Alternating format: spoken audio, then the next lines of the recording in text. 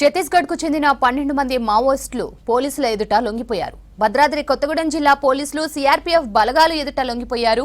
వీరిలో 2 division committee సభ్యులు, 4 ACM cadre మెంబర్లు ఉన్నారు. వారికి తక్షణ సాయం కింద 25,000 రూపాయలు అందజేశారు పోలీసులు. ప్రభుత్వం చేపట్టిన ఆపరేషన్ చేయూత కార్యక్రమంలో భాగంగా వీరు లొంగిపోయారని తెలిపారు ఎస్పీ. ఈ ఏడాదిలో ఇప్పటి వరకు వివిధ క్యాడర్లలో పనిచేస్తున్న 294 మంది లొంగిపోయారని చెప్పారు.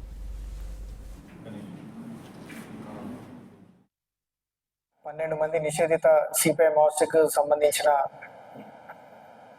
డివిసిఎం, అదేవిధంగా ఏసీఎం, అదేవిధంగా మిలిషియా క్యాడర్ 12 మంది ఈరోజు సరెండర్ అవ్వడం జరిగింది. దీంట్లో 9 మంది మేల్, 3 ఫీమేల్. అంతేకాకుండా వీళ్ళ హోదాలు వచ్చేసి 2 డివిజనల్ కమిటీ స్థాయి క్యాడర్ ఉన్నారు, 4 area committee members, 2 party members, 4 militia కమిటీలో పనిచేసిన వాళ్ళు. ఈ డివిజనల్ కమిటీలో కూడా పనిచేసిన వాళ్ళలో మన సౌత్ బస్తా డివిజన్ కమిటీలో కిస్టారం ఏరియా కమిటీలో 8th ప్లాటూన్లో పనిచేసిన వాళ్ళు, అంతేకాకుండా వెస్ట్ బస్తర్ డివిజన్లో పనిచేసిన వాళ్ళు ఉన్నారు.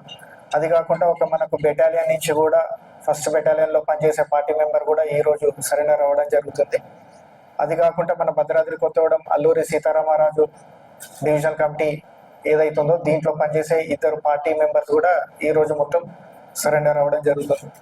వీళ్లకు తక్షణ సహాయం కింద 25,000 ఇమీడియట్ రిలీఫ్ ఇవ్వడం జరుగుతుంది తెలంగాణ ప్రభుత్వం తరఫున. అంతేకాకుండా డివిజనల్ కమిటీ మెంబర్కి 5 lakhs rewarding, area committee member 4 lakhs, party మెంబర్స్కి 1 lakh రివార్డింగ్ ఉన్నారు. సో అవన్నీ కూడా Aadhaar cards, bank accounts police తరఫున మేము ఓపెన్ చేయించి మిగతా చెక్స్ కూడా వాళ్ళకు త్వరలోనే ఇవ్వడం జరుగుతుంది. ఈ 12 మంది కాకుండా మనకు ప్రీవియస్ గా ఎవరైతే ఆల్మోస్ట్ ఈ సంవత్సరంలోనే మనకు 294 మెంబర్స్ వివిధ హోదాలలో సరెండర్ అవ్వడం జరిగింది.